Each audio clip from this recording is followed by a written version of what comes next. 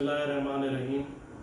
मैं additional general secretary central Sindh region Nawab Abu Bakar Talpur. सबसे पहले मैं अहले पाकिस्तान को 23 मार्च की मुबारक पेश करता हूँ। उसके अलावा हमारे आबा व अजदाद ने, हमारे बड़ों ने 23 मार्च 1940 में करारदाद पाकिस्तान मंजूर कराई और एक यकजहती के साथ ये मुल्क तमाम बरसगीर के मुसलमानों ने हासिल किया। आज भी हमें ज़रूरत है दोबारा से कि हम एक यकजहती का पैगाम दें दुनिया को, और जो वबा हमारे मुल्क में फैली हुई है उसके साथ मिल के फाइट करें।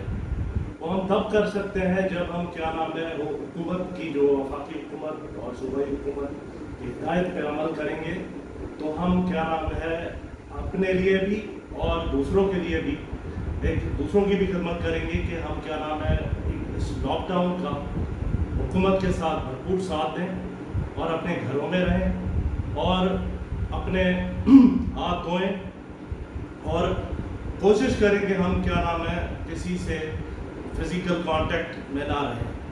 और जैसे कि अभी वेकेशंस हो गई हैं बच्चों की, ऐसे नहीं कि हम ये समझें कि वेकेशंस हो गई हैं तो जाके दोस्तों के साथ मिलके घर पे दोस्तों को बुला के और उनके साथ बैठ के करें। मेहरबानी करके मेरी रिक्वेस्ट है तमाम मेरे पाकिस्तान के अहले वतन के साथ, पाकिस्तान के बहनों और भाइयों के साथ, सिंध के बहन भाइयों के साथ, कि मेहरबानी करके अपना भी ख्याल रखें और दूसरों का ख्याल भी रखें।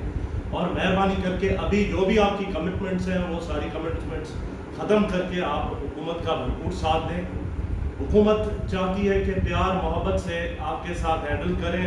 ये आपकी बेहतरी के लिए, ये कोई किसी और के लिए नहीं है।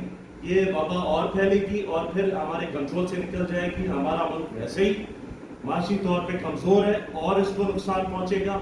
इसलिए बराए मेहरबानी अपना और दूसरों का ख्याल करते हुए तमाम अपनी कमिटमेंट्स और तमाम चीज़ें जो अभी मुलाकातें ये वो ख़त्म करें और अपने आप को आइसोलेट करें और एक आपस में फैमिली में भी एक डिस्टेंस मेंटेन करें, करीब से बात भी ना करें और लोगों से थोड़ा दूर रहें।